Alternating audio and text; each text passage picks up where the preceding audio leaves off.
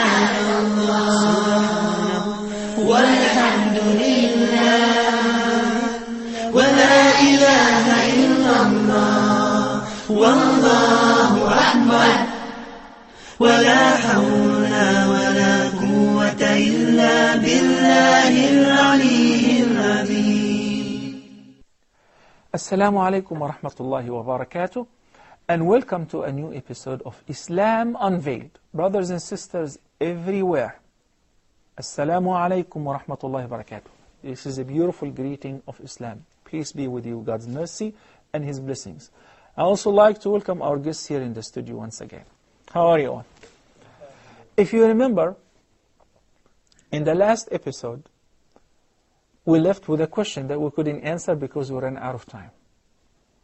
The question was, after we defined the term Islam and what it means, the question was that what if somebody is interested to become a Muslim, but he or she isn't ready to fulfill the commandments which God requires from a Muslim to do? That he is not ready to fast for 30 days, or he doesn't think that he is ready to perform pilgrimage now, or. What should he or she do? We say, and Allah knows best, that the most important thing, that one should not die but in a state of belief. Allah the Almighty says in the Quran that Allah forgives all sins except for one sin. That sin is to set partners to Him in worship. People who are very righteous and very generous, but they do not believe in the oneness of God. God would definitely reward them in this life, but in the hereafter, they will have no credit, because they were not doing that for the sake of the true God. They were doing it for whatever. They missed the right direction. So God says that He does not forgive certain partners to Him. Am I saying it is okay to become a Muslim and you don't have to pray? Or am I saying that just saying that there is no God worthy of worship but only one God and Muhammad is His messenger would be sufficient to give you salvation on the Day of Judgment by itself? No, I'm not saying that. I'm saying it is definitely necessary for any person to be able to enter heaven on the Day of Judgment, to believe in the oneness of God, to believe in the prophethood of Muhammad, peace be upon him, and also to fulfill the commandments of God, to do what He wanted us to do, and to abstain from His prohibitions as much as we can. We do our best to fulfill that. But what if somebody is not ready, because you cannot do everything at once. You cannot overnight change from a person who is so wicked, alcoholic, every night with a different woman, and now you read the Quran or somebody informed you about Islam, you want to become a Muslim. It is very difficult for ordinary people to change 180 overnight. So it would take time gradually. As long as you are in the process of change, may Allah the Almighty pardon you. But the most important thing is to seize the opportunity and accept Islam and submit yourself and surrender totally your will, your free will, to the will of Allah the Almighty. In case that you die in this condition, you have a credit before Allah the Almighty that you believed in His oneness.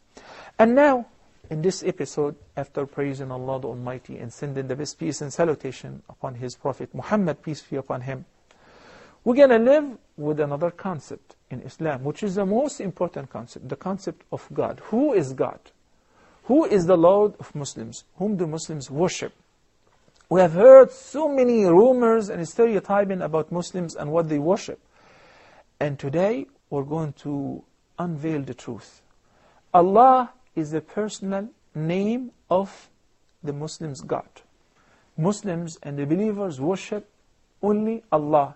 The word Allah is a proper noun which means in Arabic, the only God who is worthy of worship. Nothing else can be called this name other than Allah the Almighty. The term Allah has no plural or gender, and this shows the uniqueness of this term when compared with the word God in English, for instance. Because God has plural, which is gods, and many people actually worship more than one God. Some people worship 3 in 1, or 1 in 3. And some people worship animals, and some people worship angels, and some people, humans, intelligent people, worship Satan, Satan worshippers. Not only that, some worship stones. They carve stones by themselves, by their own hands, and they worship them. So they have gods. Some worship the sun, the moon, the stars, etc. Countless false deities. But in Islam, Allah is the personal name of the only true God who is worthy of worship. And no one besides Allah should be taken as God. Also, the word God, its feminine in English is goddess. But in Islam, the word Allah, the personal name of the ultimate true God who is worthy of worship, has no plural or gender. It is very interesting to know that the word Allah is also the name of God in Aramaic, which is the language of Jesus, peace be upon him. This language, Aramaic, is a sister language to Arabic. To Muslims, Allah is the Almighty Creator and Sustainer. So in order to grasp on the meaning of worship and who is God in Islam, we have to look at it this way. First of all, we gotta believe that the creation needs a creator. And the creator has to be only one. Otherwise, if it was more than one, they would fight together with the first dispute, and that would lead to a chaos. The Quran recorded all of that and proved logically that this magnificent creation, which is amongst its items, the heavens, earth, humans, jinn and angels, stars, sun, the moon, maybe aliens, animals and insects, these are some of the members of the creatures of the only true creator. Okay, imagine somebody made something, created something, and he ignored it. It would die, it would vanish. But the creator, the almighty creator, he is also the sustainer, because he created us and he's sustaining for us our provisions. The provision of every single one of us, fulfilling our needs, and also the needs of other living creatures, animals, jinn, angels, insects, the microbes, and the microorganisms, and the viruses. Allah the Almighty is the one who is a sustainer, who is sustaining the provision of every living creature. In one verse in the Quran, Allah the Almighty says, وَمَا مِن دَابَّةٍ فِي الْأَرْضِ إِلَّا عَلَى اللَّهِ رِزْقُهَا. Which means, and there is not a single living creature that crawls or walks on earth, but its provision is due upon God.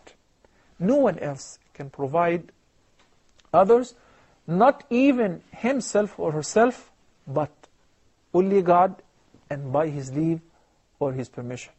He's the one who orders the sky or the clouds to send down the rain in order to fall on a fertile land to bring forth fruits and vegetations, so that we will eat and the livestock would eat, and we can also eat the flesh of the livestock, and the cycle would go on and on and on. A very simple act. If God withholds the rain, what will happen? A drought, famine, and people will die, and animals will vanish. Death. No rain, no water, that equals death. What about if water comes in abundance, more than our need? What will happen?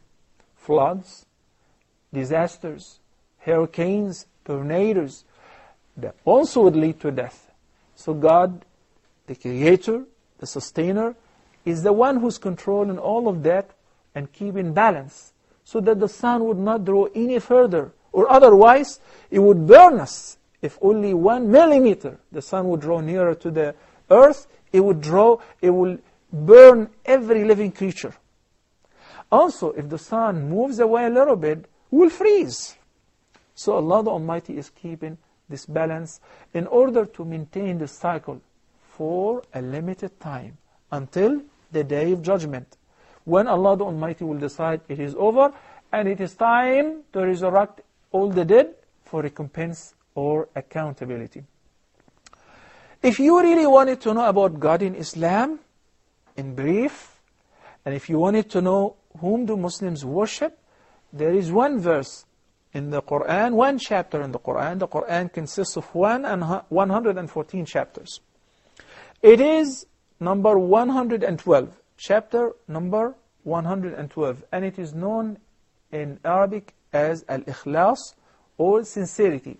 And this chapter, which consists of 4 verses and only 1 line, represents 1/3 of the entire Quran, because it covers the concept of faith and belief. It introduces God in the best form. It explains the nature of God and whom do Muslims worship. The verse says, after beginning by saying, in the name of Allah, the Beneficent, the Gracious, the Most Merciful, قُلْ هُوَ اللَّهُ أَحَدٌ. Say, O Muhammad, His messenger, to your followers, to mankind, inform them about God. Who is He? Allah is the only one. He is the only one who is worthy of worship. No one is like Him.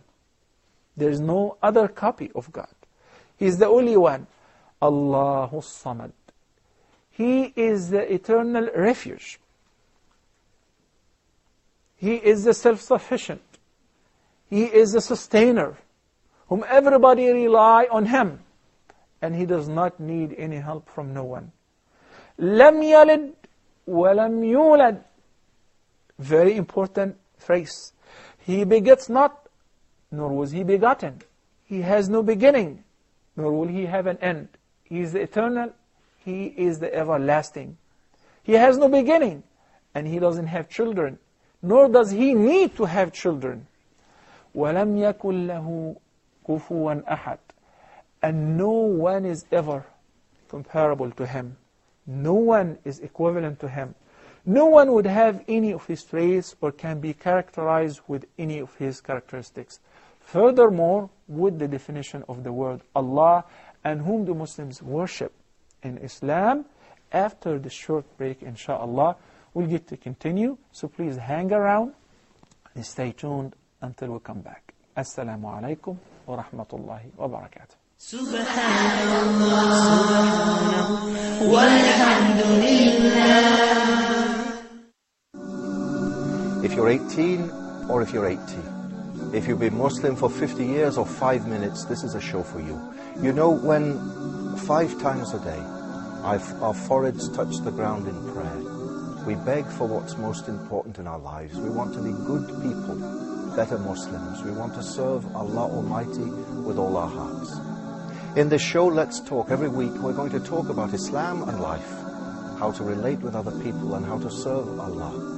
We'll have studio guests, we'll have a live studio audience, there'll be an email for you to write to, talk@huda.tv.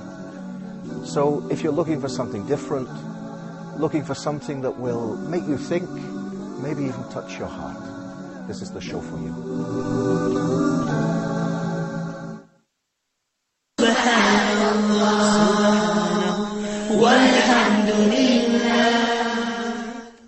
Assalamu alaikum wa rahmatullahi wa barakatuh, and welcome back.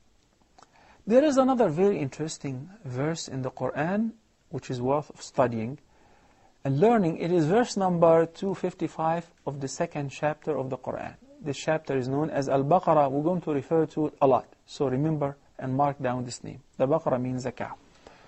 This verse is talking about the uniqueness of God and who is Allah. In order to worship someone, you have to know who is He. Or it doesn't make any sense to bow down and prostrate and obey someone whom you don't know. You don't know his nature. And that's why how some people ended up worshiping animals, or worshiping cows, or snakes, or humans like them, and so on. The verse in brief says, Allahu la ilaha illa huwa al-hayyul qayyum. It is Allah, whom there is no one other than Him should be worshipped. No one worthy of worship but Him. Al-Hayy, the ever-living. No one is ever-living but Allah. What happened to your grandparents and great-great-grandparents? What happened to all the prophets before Muhammad and to Muhammad, peace be upon him? Everybody dies. Every living creature shall die. And this is what God concluded in the Quran. كُلُّ شَيْءٍ هَالِكٌ إِلَّا وَجْهَهُ. Everything will vanish, everything will perish except Him. Al-Hayy, Al-Qayyum, the everlasting sustainer. So He sustains for every living creature. He created and He sustains constantly. And it is just beyond imagination. How can you imagine to provide for billions and billions of living creatures, not just humans, humans and other creatures at the same time, and paying attention to the needs of every single one without getting tired? That must be God. That should be Allah.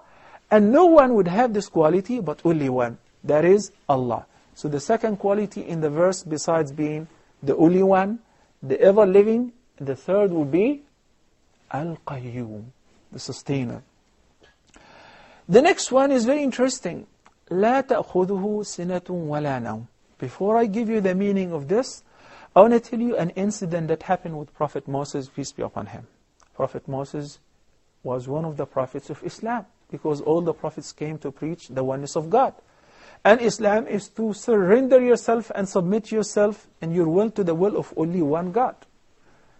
So he once was asked by one of his followers, he said, Moses, does God sleep? So Moses, peace be upon him, asked Allah the Almighty the same question. He said, I have been asked, do you sleep? What is the answer?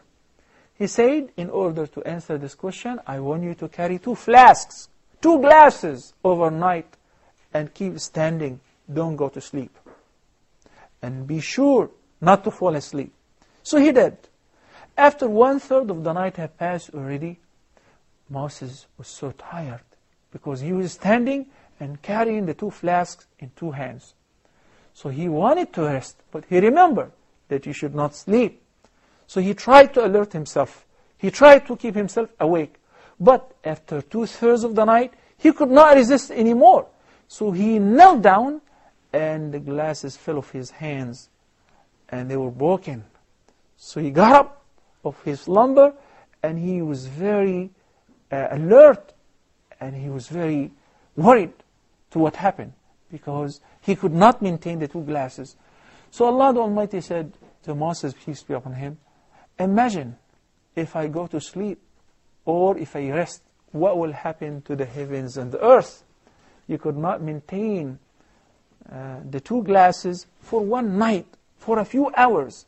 Imagine if I leave the heavens and earth without managing, without maintenance. Imagine if I ignore my creatures for some time in order to rest or sleep. What will happen to them? Chaos. It was a practical lesson.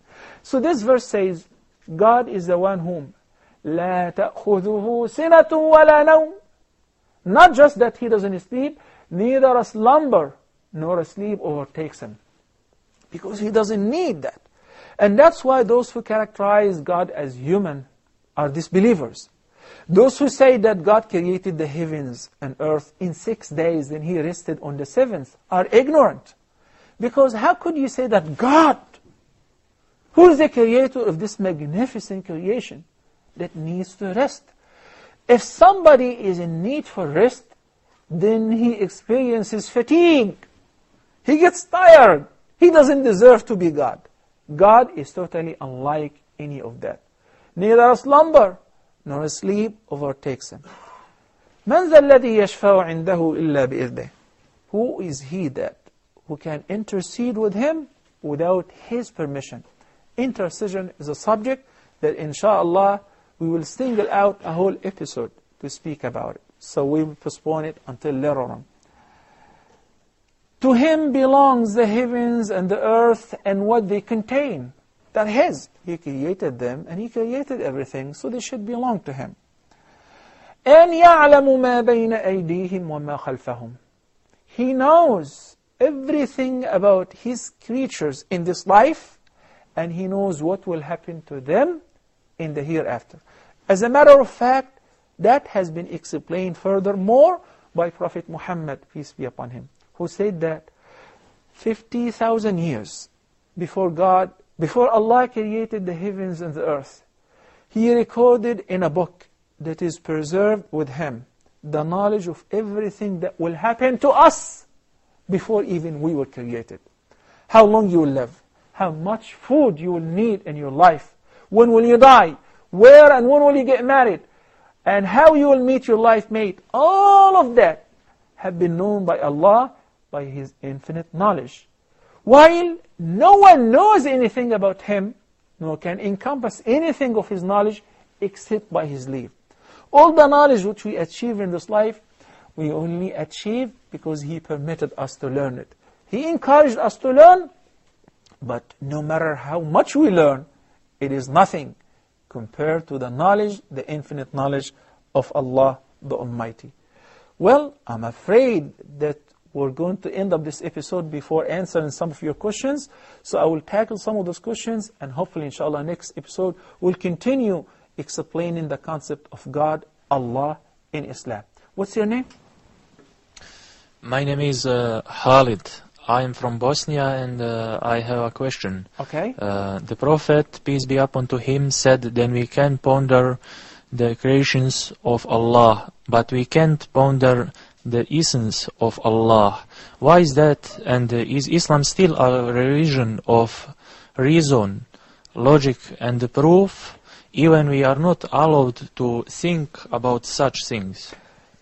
This is indeed an excellent question. It is very, very advanced. You're taking us to a very advanced level. It is indeed a fact that Prophet Muhammad, the Prophet of Islam, said that if you want to know about Allah, then ponder and reflect upon His creatures, His creation. If you like the heavens and their structure, if you like the earth and the mountains, the sun and the moon, and you think that their creation is so great, the greatest one is the one who created them. So He encouraged us to ponder upon the creation. But He said, do not think about the being of the Creator. Why? Because in order to think about something, that means you have to visualize it. And in fact, no one have ever managed to visualize Allah, not even in a dream. Prophet Moses just got to speak to Allah, but he haven't seen Him. No one have seen Allah. Only in the hereafter in heaven we'll get to see Allah the Almighty in heaven for those who will enter paradise. Prophet Moses, it has been recorded in the Quran and in the original text of the Old Testament that he wanted to see God. Right? What happened? He said, Rabbi arini anzur ilayk. I want to see you. He said, you can't. Your access is very limited. You cannot encompass seeing me. I'm beyond space. I'm above all. I'm the most magnificent. I'm the greatest light. So he insisted. So Allah the Almighty made a deal with him. He said, I'm going to expose a very little bit, a ray of my light to the mountain, one of the mountains in Sinai. If the mountain can stand the glow of this light, then you will be able to see me. Moses is a human being, and we're talking about a mountain, rocks and stones, solid, maintaining the firmness and the stability of earth. And once Allah the Almighty allowed just a small beam of His light to shed on the mountain, it collapsed and turned into dust. Moses, peace be upon him, upon seeing that, could not take it, so he fell unconscious. And when he woke up, he apologized to God.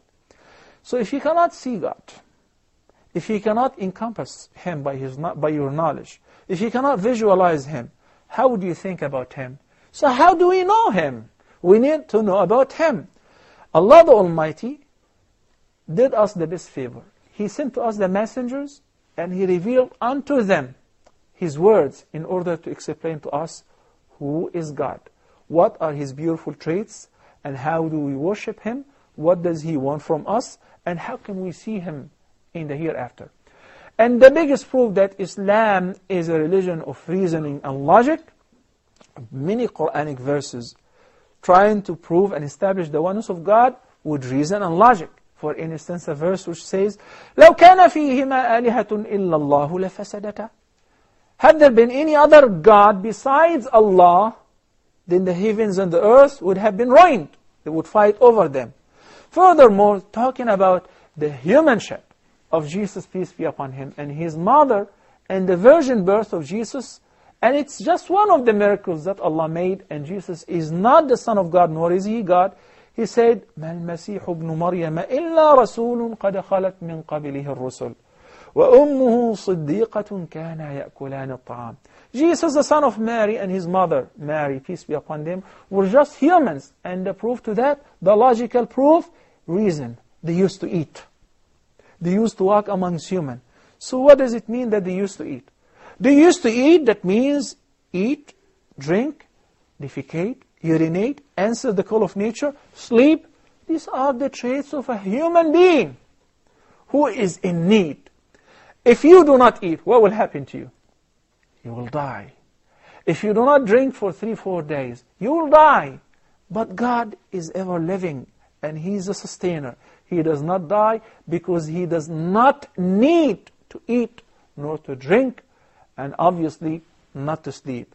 So there are so many verses, just the time would not allow us to cover some more that would reason and invite not just the believers, but mankind in general to think, reflect, and ponder in order to come to the conclusion that there has got to be one Creator, one God who's worth of worship. That's Allah alone. Brothers and sisters, unfortunately we ran out of time. And until next time, I leave you in peace. Wassalamu alaikum wa rahmatullahi wa barakatuh. Subhanallah walhamdulillah wa la ilaha illallah wallahu akbar wa la hawla wa la quwwata illa billahi al-aliyyil azim. Glory be to Allah, all praise to Allah. There is no God but Allah. Allah is great. All power and might belong to Allah, the Most High, the Great.